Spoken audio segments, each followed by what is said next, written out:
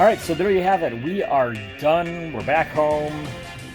And man, I've still had to take a couple days here just to, kind of rest up and everything and get back to work and all that. So, yeah, it's Wednesday that I'm actually posting this up now. And we've been back home since, Saturday? I had to take a day off in there before doing that Frisco game. So, I mean, the call of my own bed was just too strong to do Saturday's game. So, but, I mean, hey, I did well on Sunday there. And yeah, the grand total, I got 550 autographs during this trip. So I'd set a goal of 500. It looked like it was going to be nowhere close to that at the start of it.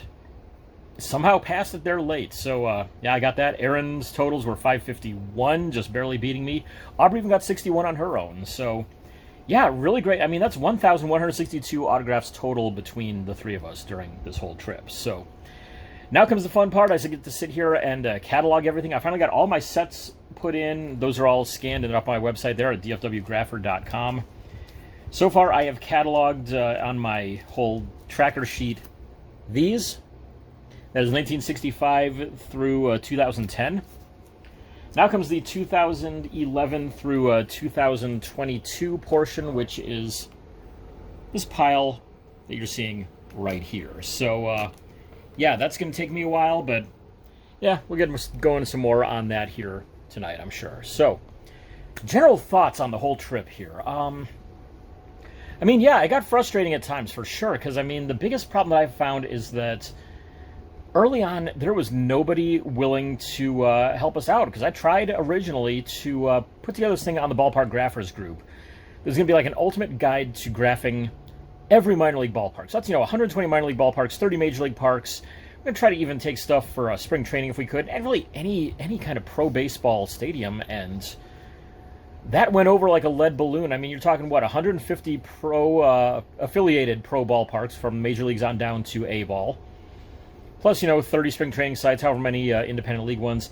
I think we got info for maybe 30 ballparks, and I just gave up on it so quickly just because nobody wanted to help. I mean, it's just the basic info. I'm not looking for, secret spots or anything like that. I'm just wanting to know, okay, which side is the player's parking lot on? Is it accessible? How's the netting situation? Are you better off on the home plate side or on the outfield side of the dugouts? How do players get onto the field? Do they go out of the corners? Do they come through the dugout? Do they have a tunnel from somewhere? Do both teams come out from the same spot? That really helps out when they do. What does parking look like? Anything like that. And so few people were willing to help and give even just the most basic of info like that. It's kind of sad, really. I mean, I started the Ballpark Graphers group to, try to help out other collectors out there. So we'd have a place to exchange info, show how we did at games, all that kind of stuff. And, yeah, that's, I mean, some people have been really great about being willing to help out. We got some help from people once we got to the ballparks there, but for the most part, man, there were a lot who were unwilling to give info ahead of time. I'm going to thank everybody that really helped us out inside here. It's going to be in the closing credits there, so you'll see that. But, yeah, just the gatekeeping in this hobby sucks. I mean, I don't get it. I've always said that the health of the hobby is more important than the size of your collection, and a hobby like this is always going to have new people coming into it. It's going to have people coming and going, and you need to be open to them. You need to be willing to, help each other out. This isn't a competition, as far as I'm concerned. I mean, some people may view it that way, because, I mean, you got to... Unfortunately, there are people out there that want to make their money and all that, and that really sucks that they view it that way, but it should be fun. It should be accessible. And just, yeah, when people are unwilling to share even the most basic of info, God, that's terrible. Overall, I mean, everyone that we encountered in the ballparks, though, typically were great. There were a couple here and there where we didn't get a whole lot of help, but I definitely, like I said, I'll be thanking everybody that really helped us out there in the credits here. But just, I mean, sometimes the attitudes out of people just, it sucks sometimes.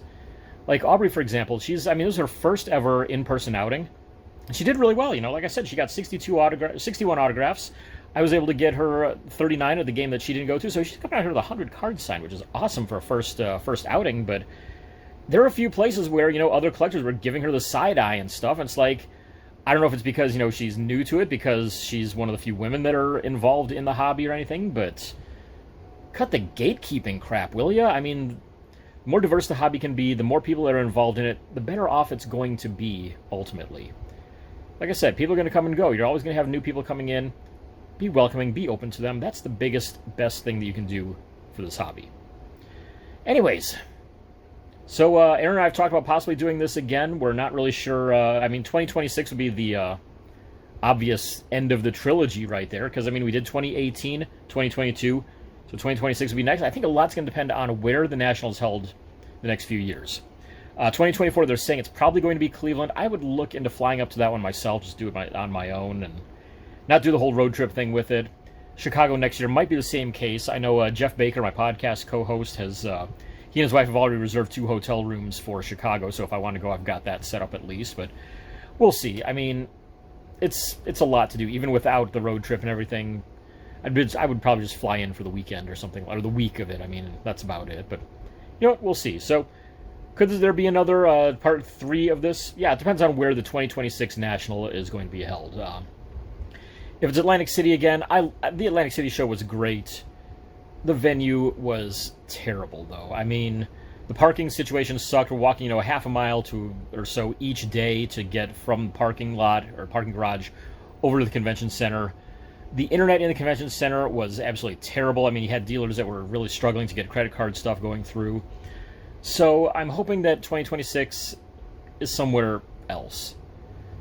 I mean, there was even a guy who got mugged outside of a restaurant right next to the VIP parking lot. So it's like, guys, let's find something better, please. Let's do something different. So we'll see. Depends on where 2026 is going to be held. I mean, hopefully they're able to find some venues other than just Chicago, Cleveland, Atlantic City, Baltimore.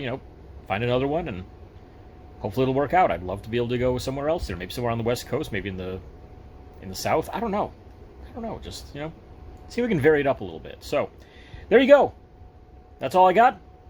So next we got just some thank yous to give out and some stats from the whole thing. So again, thanks for tuning in. If you haven't subscribed to everything, make sure you subscribe. I'm going to have some TTM videos coming up soon at the end of August.